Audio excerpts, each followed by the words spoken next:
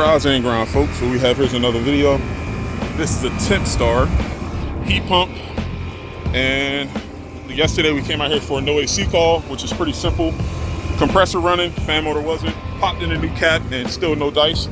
The fan motor still wasn't working and it was burning hot, so we had to pop in a new motor. That's the old one, that's the new one. New motor is in, everything's working smoothly. But guys, the reason why I'm making this video is there's something that you guys need to be aware of whenever you replace condenser fan motors on heat pumps. Not just TempStar heat pump, guys, but heat pumps in general.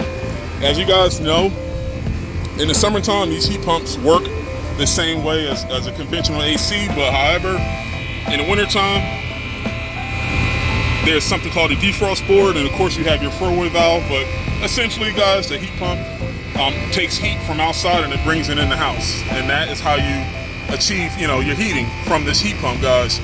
But here's the thing, guys, this defrost board doesn't have a purpose in the summertime, but in the wintertime, guys, this defrost board works in tandem with a sensor. And what that essentially do is that sensor, the defrost sensor, senses the ambient temperature. If the temperature outside is below, we say 32 degrees, but the manufacturer can put a range on it. I'll say between 32 and 35. But if the sensor senses outdoor temperatures below freezing, to avoid this coil from freezing up in the wintertime, because remember, guys, this unit will run in the winter. To avoid this coil from freezing up, that defrost sensor is going to say, hey, turn off this unit, turn on my electric heat, or turn on my backup heat inside, but allow this unit itself to thaw out, because if this unit continues to freeze, eventually that ice is going to build its way to the condenser fan motor, and it's going to lock up the motor. So, guys, with the defrost board, it's very, very important to make sure the defrost board is working well in the wintertime. Every defrost board should have an option of bypassing the pin. There's two little pins. You put a flathead screwdriver through it, and that should automatically initiate defrost. That's a good way to tell if the defrost board and sensor is actually working. If you jump it out, the force jump pin on the defrost board, if you jump that out and it still doesn't work, then chances are you have a messed up defrost board. But guys, remember, that's wintertime stuff. We're only talking about AC related issues here. What I've seen, guys, and this is very, very important, with condenser fan motors, in the summertime, on the heat pump, you can have a bad defrost board lock up your condenser fan motor. Now allow me to explain, guys. Your wires from your fan motor, your outdoor fan motor, goes through the defrost board. In the summertime, it's okay, right? The defrost board doesn't activate in the summertime, but guys, in the wintertime, what can happen, remember with the sensor, once that sensor activates, this defrost board, it basically kills power from one leg to your condenser fan motor, either through the runner or the common, right? So if you kill one leg of power to this motor, it's going to stop working, and that is exactly how the defrost function works. If you, in the wintertime, if you turn your fan off and allow this compressor to run, if the compressor runs without the fan on top spinning, the pressure inside this unit is going to build up. When pressure goes up, temperature goes up, guys, and that heat from that excess temperature from your compressor is what's going to melt the ice from the coil.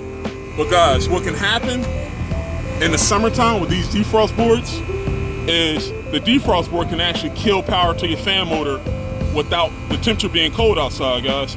And from my experience, I only seen two different ways a defrost board can actually cause issues. If one, I'm gonna give you scenario one. One is if the defrost doesn't initiate at all. Okay, so what that means is, like, if we're in the wintertime and let's say, hypothetically speaking, it's 32 degrees. At this point, this unit should turn off. I want to say it depends on if it's on time or temperature, but this unit should turn off periodically to allow itself to thaw out. If that doesn't happen, guys, remember what I said earlier, this system is going to freeze up real bad. I'm not talking about a spot. This whole unit is going to be covered in ice. Once you see any heat pump that's covered in excess ice, guys, that's a good reminder to check the defrost. And if the defrost doesn't check out fine, if you jump it out and it doesn't initiate defrost, then I would recommend replacing that defrost board. But guys, if this defrost board doesn't initiate and the unit freezes over real bad in the winter, that's one scenario. The second scenario, this is pertaining to what I'm out here today to tell you guys about. If this defrost initiates without it being hot outside, or without it being cold outside, meaning right now it's 90 degrees, this defrost board, whenever these things go bad, it can actually take out a leg from your condenser fan motor.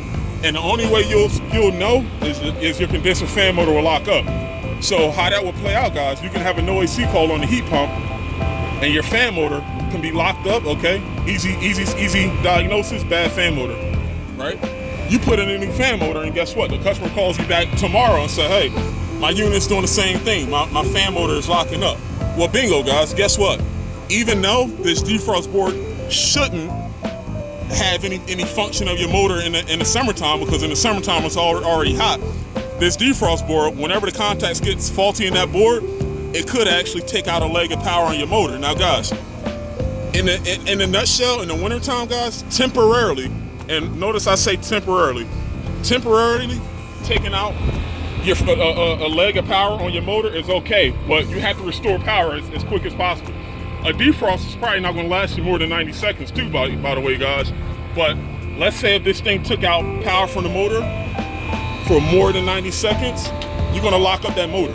And guys, that's what I see a lot. So like in this scenario, guys, I will always recommend replacing a defrost board whenever I replace a condenser fan motor on the heat pump, just due to that reason. Because guys, this condenser fan motor don't have a safety on it like your compressor do. If your compressor overheats, you have something called an internal overload. And that internal overload is essentially going to cause the wires to open up in that compressor. And the only way to cool it down is you got to pour water over the compressor, right? But the condenser fan motor, unfortunately, doesn't have a safety on it. And keep in mind, guys, you shouldn't bypass this. You need the wires from your fan motor to go through to the board. But guys, you don't want to be in that scenario in which you put a new fan motor in on a heat pump and then you get a recall and now you're thinking the supplier is giving you bad motors. No, you gotta step back and look at the big picture. A faulty board in the summertime can actually take out your fan motor. But as a precautionary tale, guys, like, look, these defrost boards are less than $100. It's best, and you can explain this to a customer. It's always cause and effect, guys. What you see is the effect. You always want to diagnose things and see the cause. The effect is a bad fan motor, but to be proactive and also to eliminate this from happening in the future, guys, with age and condition, everything eventually breaks down. But with this defrost board, guys, we're not worried about this in the wintertime, but in the summertime, guys, if I replace a condenser fan motor on the heat pump, I'm always going to replace the board too. Because unfortunately, there's no way for you to tell. Last thing you want to do is just put a motor in, it runs, walk away, and now you got to come back tomorrow to put in another fan motor, guys. So that's just my 2 cents from it, guys. You just want to definitely add that to your repertoire whenever you do fan motors. You never just want to be nearsighted and just attack what you see. Always just step back and make sure that there isn't anything else that could intimately cause the issue that you're going out there to go fix. So there you guys have it. And also, a guy commented on the previous video I did with the condenser fan blade. You remember, guys, I had a counterclockwise condenser fan blade, but I couldn't get that off. But my supplier had the right size fan blade, which I think that one was 22 inches, but it was clockwise. So I had it was a counterclockwise motor, but they gave me a clockwise blade, guys. And basically, in a nutshell, what I had to do was I had to swap the leads on the motor to allow the motor and the blade to run together. But that's a separate video. You guys can check that out. But one thing he mentioned, I didn't put this on the video, is the plugs, the drain plugs on the motor.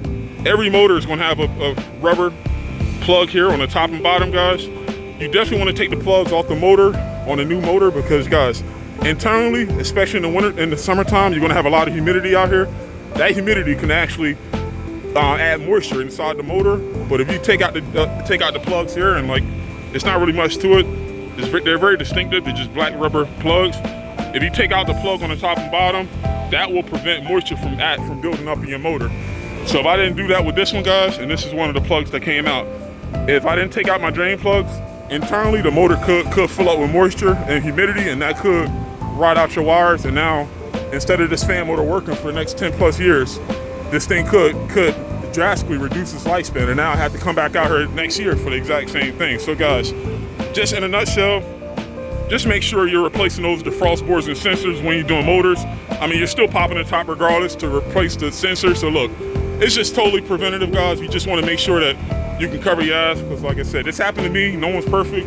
We can only diagnose what we see, guys, but very, very rarely you get these scenarios in which you pop something in brand new, You test it, it works fine, and then the next day you come back and it's the same thing. But you try your best in those scenarios, guys, in those unfortunate circumstances.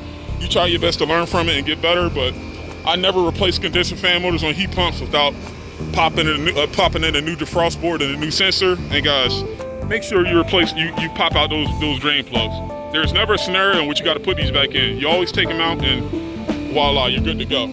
And as you can see, this one it's covered in dust there, but this was the old port from the old motor. That's where the drain plugs are typically on the motor. So there you guys have it. Like I said, now you put in a new motor, new defrost board, you guys should be good to go. So peace out. I'll see you on the next one.